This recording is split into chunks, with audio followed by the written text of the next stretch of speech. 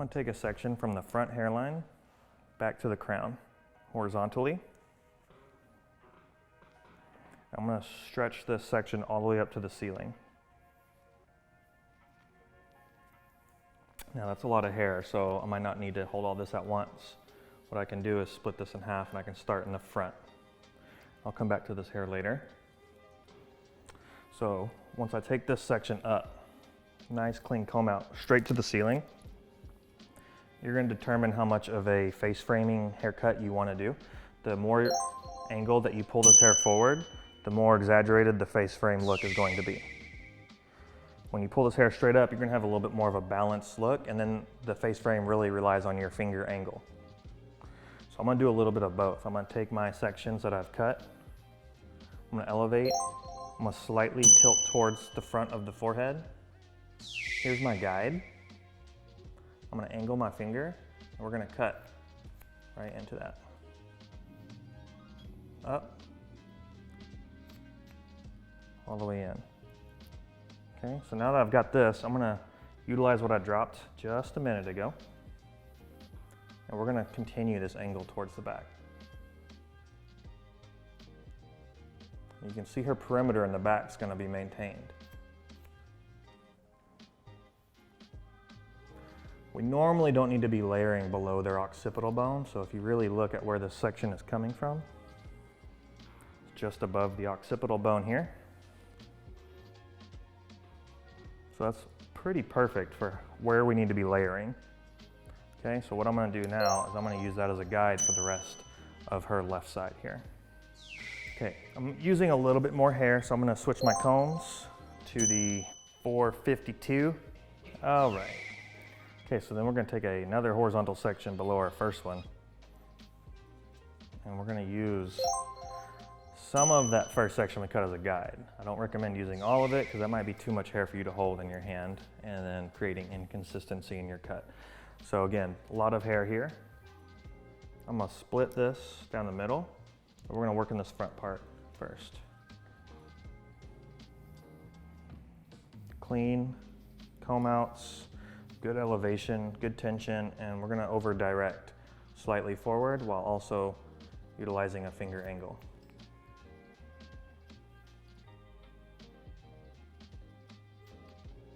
Okay, and now we're going to add what we've just dropped previously. We're going to bring all this up together, exact same cut. All right, so that's two sections down the left side. We're gonna do one more just to check and make sure we didn't miss any hair. Didn't look like a lot was gonna be cut, so I think we're about done, but here we go, let's check it out. Taking a piece of my second section as a guide, and I'm gonna go ahead and go all the way down to the perimeter. Remember, we're not gonna really layer below the occipital bone, so anything at the ear and above is good. I'm going to take this section up and we're going to repeat that same exact process.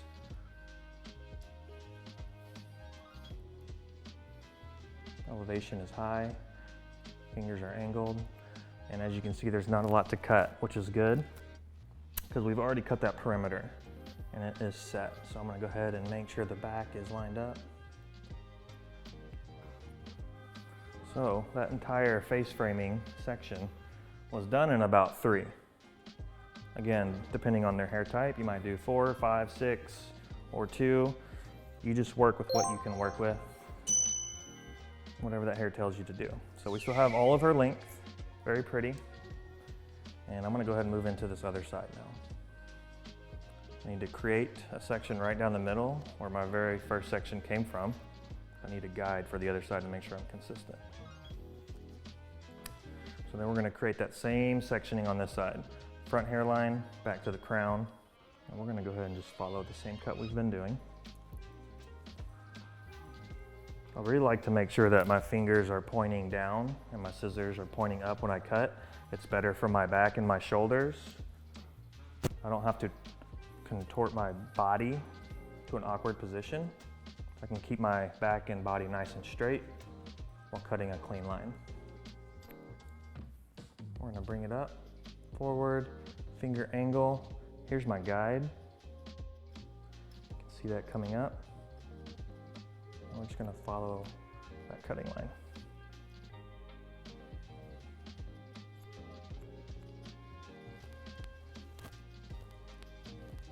You can really work all the way down the back until no more hair reaches, but normally around the occipital bone, again, you won't have anything to cut.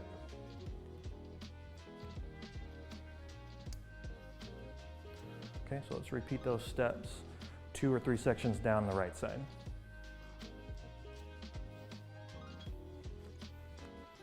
So what I talked about earlier, your body position, if I were to stand here and cut this way, with my finger angles going up, you can see that my hand has to reach way up here to cut down. It's just not gonna be smart to do that with your body and the consistency of your haircut. So again, we're just gonna make sure that our fingers are down and scissors are up. So whether you turn the chair or change your body position to do that, make sure that that happens.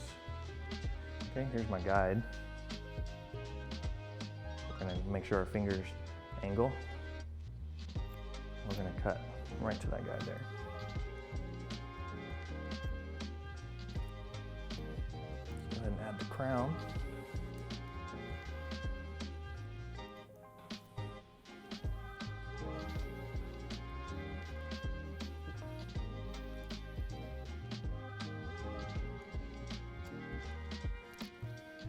All the way up until no more hair reaches our cutting line. Okay, we got one more. We gotta make sure that we didn't miss anything. So we're gonna go ahead, split some of this hair so I don't have to work with too much. And then I'm gonna go ahead and take the rest of this hair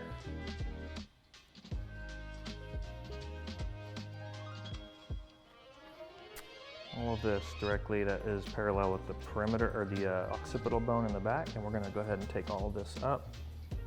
However much hair you can handle. Clean comb outs. We don't really have much, just a little dusting here.